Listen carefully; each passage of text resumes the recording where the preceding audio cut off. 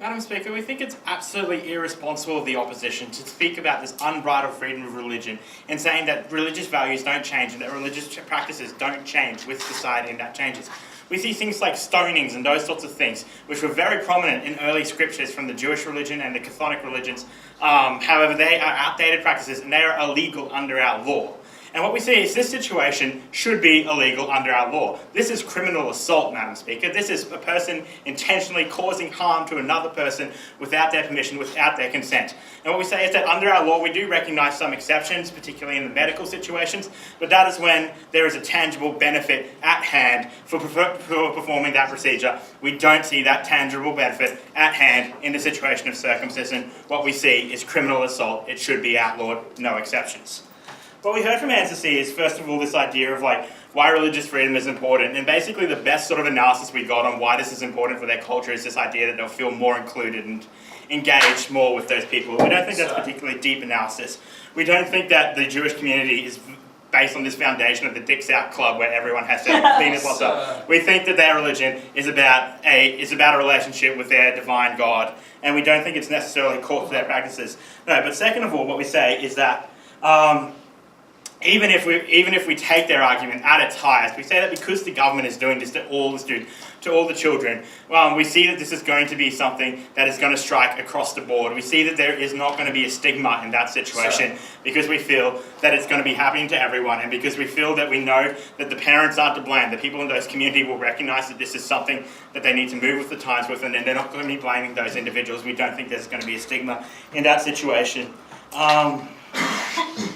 But the final thing we say, and the final thing that problem I had with Abs' analysis on this issue, is the idea that he's denying the idea of freedom of religion in our society. And basically what he gave us was this idea that you're born into this community, and in that community you will always live. And we absolutely disagree with that. We say that the point of having freedom of religion in society is that you have the ability to change what religion you believe in. You have the ability to choose your own beliefs. And where the circumcision problem really comes to the fore, no thank you, is in the situation where this is something that you can't change. This is something that when you graduate school, when you move out of home, when you meet new people and get new ideas, this is something you won't be able to change about yourself because it happened to you at such an early age and it happened to you in such a permanent way. So what am I going to tell you? I'm going to tell you why parents don't have the right to decide in this situation. I'm going to talk about why there's no health benefits, and I'm going to talk about why this is an instance of forced religion and why this undermines freedom of religion in our society. So first of all, why parents don't have the right to decide.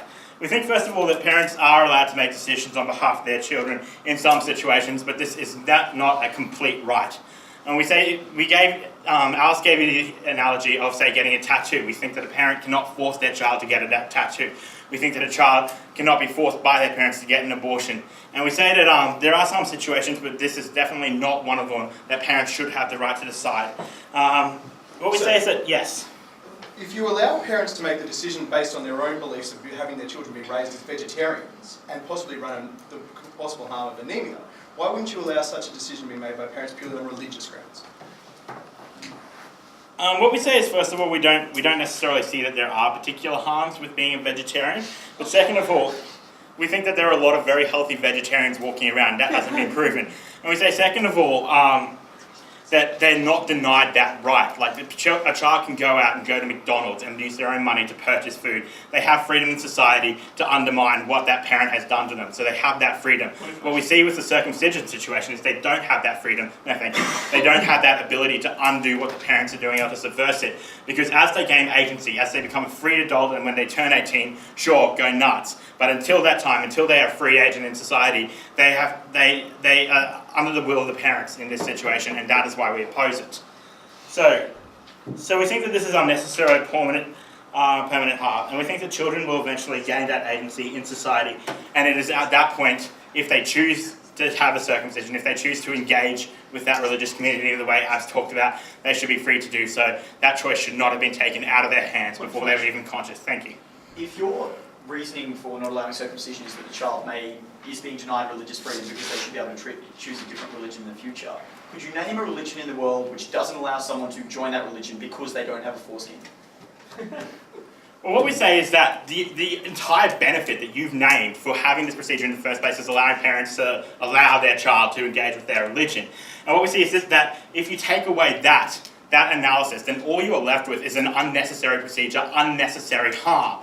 And we say, well, they might not necessarily be excluded, but they didn't have to go through that in the first place. They didn't have to suffer that harm in the first place. And we are totally happy to oppose that.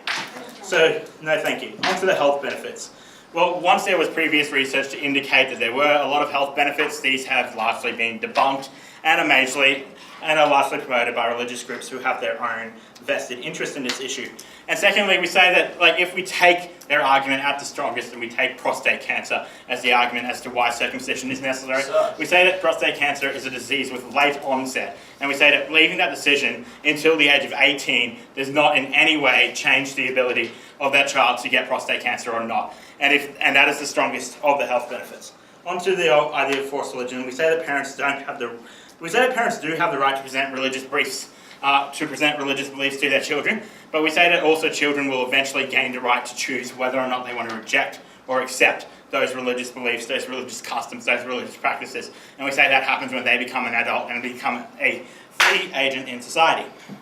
We say that where a religious education strikes on the mind, and where the mind and education can always be rewritten, circumcision strikes on the body, and this is something that can't be changed. This is an unnecessary harm being inflicted on them that they can't do anything about. They can't undo it when they later choose to reject that religion. And so the big harm here is that religious practice cannot be redone, and it cannot be rejected by that person.